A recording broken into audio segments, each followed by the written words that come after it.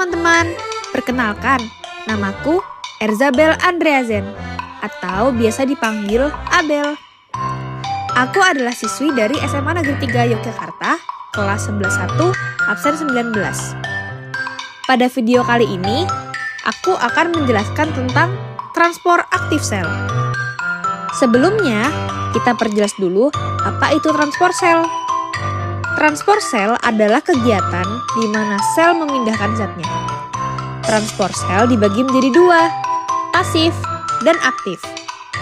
Pasif adalah ketika zat berpindah dari konsentrasi tinggi ke konsentrasi rendah, layaknya air yang terjun dari tempat yang tinggi ke tempat yang rendah. Namun, apa yang terjadi ketika sel memindahkan zatnya melawan arus konsentrasi? Bergerak dari konsentrasi rendah ke konsentrasi tinggi. Inilah yang disebut transport aktif sel. Kita perjelas lagi ya. Transport aktif sel adalah proses perpindahan molekul atau ion dari konsentrasi rendah ke konsentrasi tinggi. Karena melawan gradien, proses ini tidak terjadi sendiri layaknya transport pasif sel. Sehingga sel membutuhkan energi. Dari sini, gampangnya untuk membedakan transport pasif dengan transport aktif sel, transport pasif tidak menggunakan energi, sementara transport aktif menggunakan energi. Sampai sini paham ya? Transport aktif sel memiliki 3 jenis. Yang pertama adalah transport aktif primer. Ketika sel melakukan transport aktif, mereka memerlukan energi. Energi yang biasa digunakan adalah ATP atau molekul bahan bakar utama kehidupan. Pada transport aktif primer, energi berasal langsung dari pemecahan ATP. Contoh yang paling terkenal adalah pompa natrium kalium.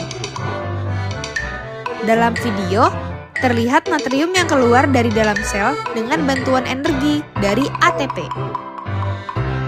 Setelah ATP terikat, ia terhidrolisasi menjadi ADP dan fosfat yang tetap terikat pada pompa yang membuat pompa berubah bentuk.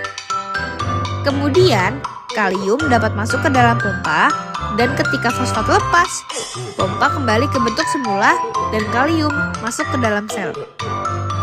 Yang kedua adalah transport aktif sekunder. Kali ini, kita tidak menggunakan ATP secara langsung, namun memanfaatkan energi dari gradien yang sudah diciptakan oleh transport aktif primer.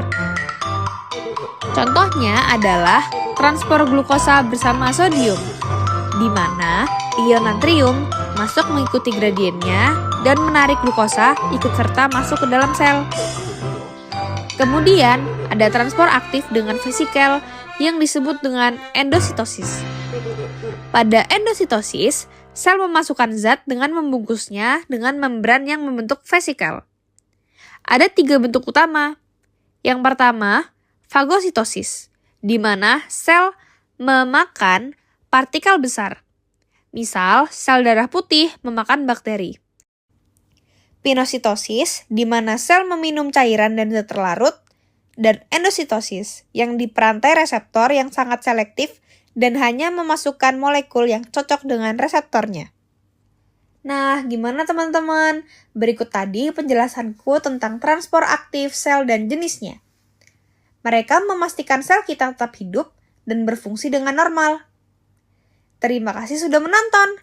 Jika dirasa bermanfaat, jangan lupa like, share, dan subscribe.